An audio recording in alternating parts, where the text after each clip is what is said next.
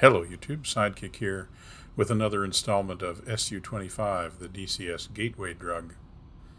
Today, after having spent a fair bit of time and a few videos on the base model Su-25, we're coming back to the Su-25T.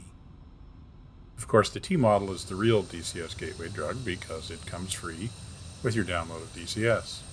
If you're new to the game and have not yet purchased a full fidelity model, maybe this video will be a helpful introduction. If, on the other hand, you've been flying DCS for years, this will either be a chance to remember that the T model is there and that it is actually a very flexible platform for delivering unguided bombs, or it'll be a chance for you to be amused and entertained at my ineptitude in doing so. Either way, hopefully it won't be a waste of the next 15 minutes or so. Here's the situation. We're taking off out of Kobuleti in an Su-25T that is armed with a load of Fab 250 bombs. These are iron or unguided bombs and are roughly equivalent to US Mark 82 slicks. We're going to go out to a test range north of town and look at some of the different ways that are available to drop these bombs accurately on target. But first of all, we're going to have to get ourselves off the ground and headed out to the range. So let's do that.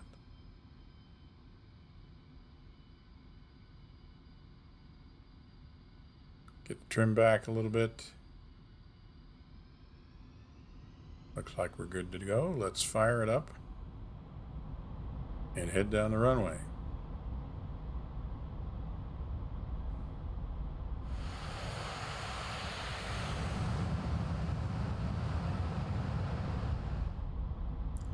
So with a load of bombs, it does take the 25T a while to get itself off the ground.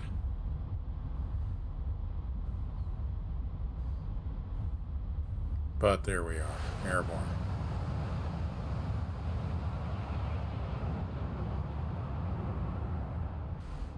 Now, in terms of the systems for dropping bombs, the first thing you're going to notice is, of course, that the Su-25T has a proper HUD, whereas the Su-25 only had an aiming reticle. So that will make the symbology completely different than what we're used to.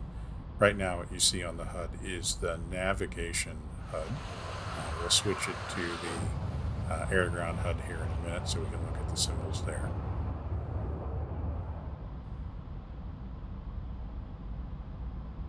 So we're turning north, and the iron bombing test range is out here just a little way to the north on the near that second set of trees that we see in the distance there. Just get ourselves rolled in here.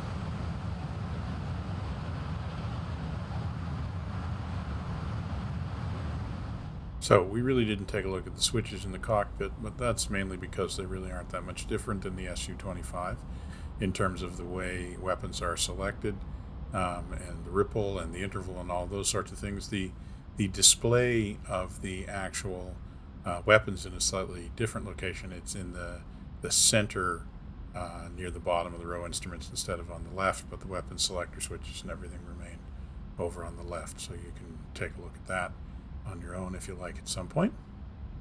So we're getting ourselves turned around and headed out to the range here. You can see it coming up ahead of us. We're going to do our standard range pattern, and if you check my other series called the Iron Bomber's Guide to the Galaxy, you'll learn a little bit more about how we do range patterns. But the first thing we do in any of these range patterns is just approach the target in a slight shallow dive, basically at full power. Get ourselves trimmed out so that when we actually do our diving attack, we're not having to use any stick pressure to stay in the dive. Okay, we've also got the air-to-ground HUD up now, and you can see across the bottom we have a row of lights which show the selected weapons, in which case, since we only have the one type of weapon, we basically have 10 bombs. Down the left-hand side is that's effectively a range cue. The arrow will move up and down to show how close we are to being able to drop the bombs. And then there's some other symbols on screen that we'll talk about as we need them. So in contrast with the base model Su-25, there are actually 3 ways to drop iron bombs in the Su-25T. As we'll see, the first of these is basically a straight-up manual mode, and that's what we're going to do first. And it's very similar to the method used in the base model. The only thing that really changes is the HUD symbology. So let's go around here, and we'll take a run at the target in manual mode. So we're going to go up to a little bit more than 3,000 meters, or around 10,000 feet. We're not going to take a very steep dive, but something between 30 and 40 degrees probably. And the procedure will be the same as it was in the T model, which is that we will turn on the laser designator, and it will start getting a range from the target. And when it's registering, we will get a launch authority symbol on the HUD, and we'll also see we'll get a line, bomb fall line, to the CCIP cursor, and the CCIP mark will start moving up to the target. When it crosses the target, we will pickle and release the bomb. So we're just getting ourselves turned around the target here.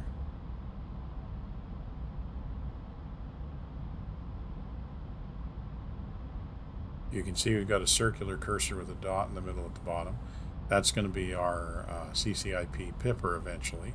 It's not really very accurate until we get close enough for the laser to be giving us proper range indication, and we'll know when we're there when we see an LA launch authority designation on the HUD.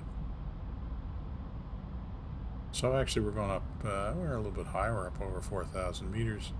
Take a nice long run at it. You can see when it goes back to the HUD, you'll notice that I just turned the laser on, and you're going to notice that it says LR on the left hand side, which indicates that the laser ranger is active.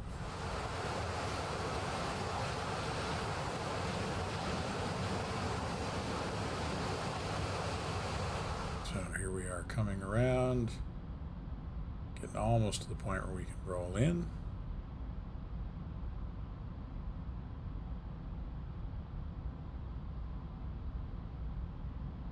Just about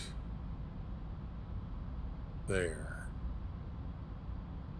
Tighten it up just a little bit and roll in. And we're going to put the lift vector towards the target. We're going to pull up and try to get our flight path vector, which is around at the top of the vertical line in the symbol in the middle of the HUD. We're trying to put that on the target. Get rolled out and lined up. Our laser is active. So pretty soon we can see the little arrow on the left hand side is moving down. Eventually we're going to get an LA. We're going to get a bomb fall line, and that's going to be our indication that we're ready. There we go. And pickle. There go the bombs. And not bad. Probably a little off on our pickle, which is why we're a little bit short. Now we're going to pull up, we're going to go around again, and on this next pass, we're going to take a look at the first of what I would call the automatic modes. They're automatic in the sense that we don't have to press the pickle when it's time to release the bomb. The system is going to do that for us. We're going to pre-designate the target, and then when we fly to the right point, the bombs are going to release automatically.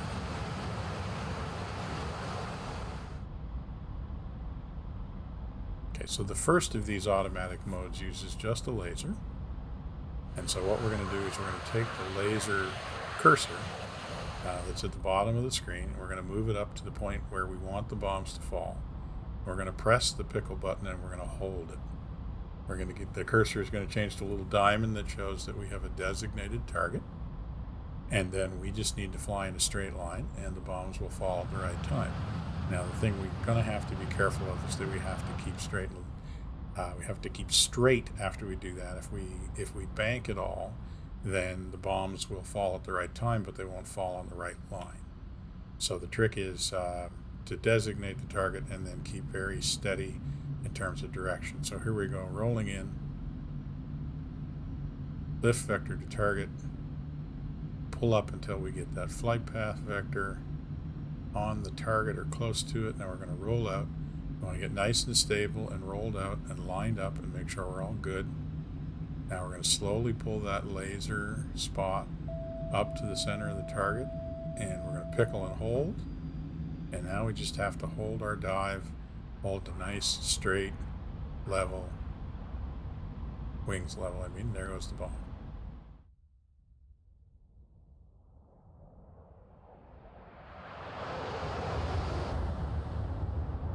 And we were a little short. Okay, that's not as good a result as I really would have liked. So let's go around, and this time actually let's take it from a slightly steeper dive angle and see if we can get a better result. So technically, I could probably pull up much more strongly and higher after I have designated the target. Use this more like a continuously computed release point method. But the one thing about doing that is it's very hard to make sure that you're keeping an accurate dive, and that's when you're likely to get find that you go off to the left or the right. So I like to keep the target at least on screen on the HUD where I can see it, so I know that I'm keeping my dive nice and straight. See, obviously the reason for using these automatic modes is so that we can pull up a lot higher when we drop the bombs. Now, particularly in the Russian experience, this became very important, as they found that in Afghanistan, flying mostly the base model, in fact, never flew the T in Afghanistan, but they did develop it based on that experience.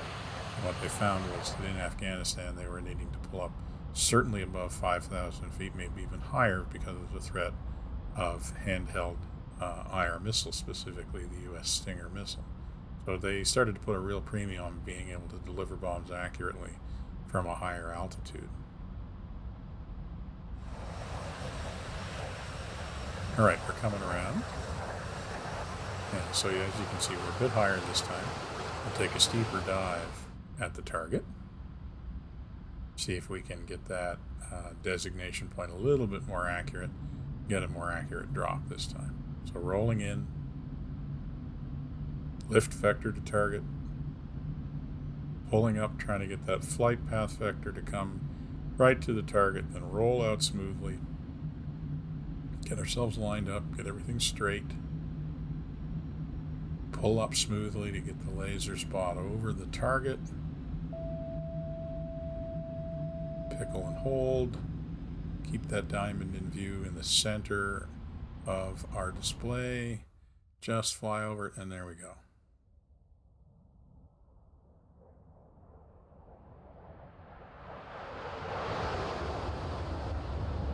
Much better result. And we pulled off a slightly higher altitude.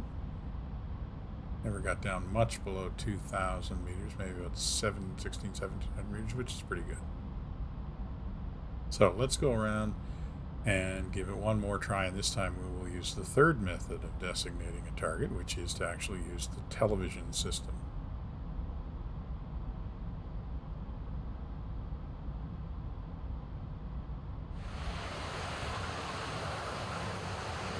So this is a brand new system in the T model.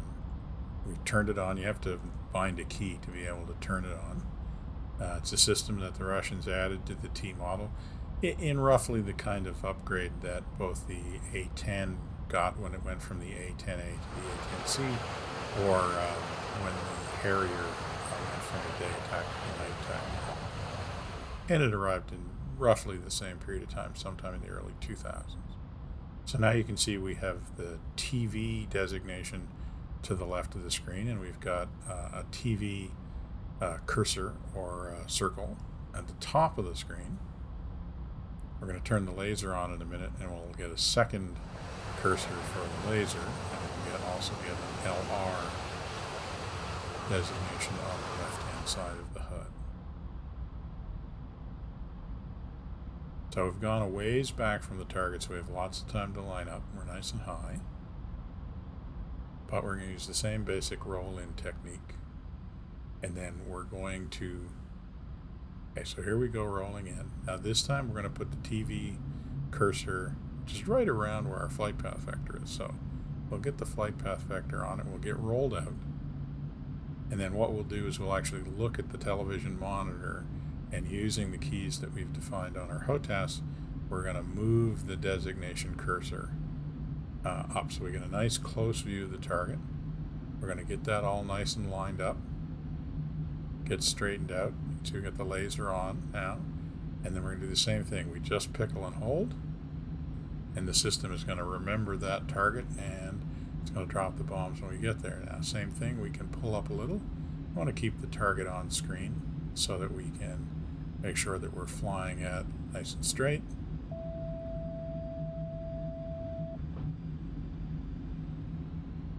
And there go the bombs at 1,700 meters. And we'll pull up and go around.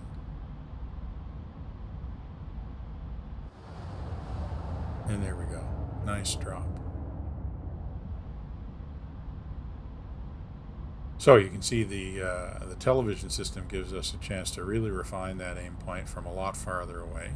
And again, as I said, we probably could have pulled up and dropped from a slightly higher altitude. We just need to make sure that we do that nice and straight because we have no way of controlling the left and right of the bomb if we don't keep the target in sight. So if you've enjoyed this video, then please subscribe to the channel to keep the videos coming. Go back and take a look at the earlier videos if you missed them in this series. And for now, this is going to be Sidekick, signing off.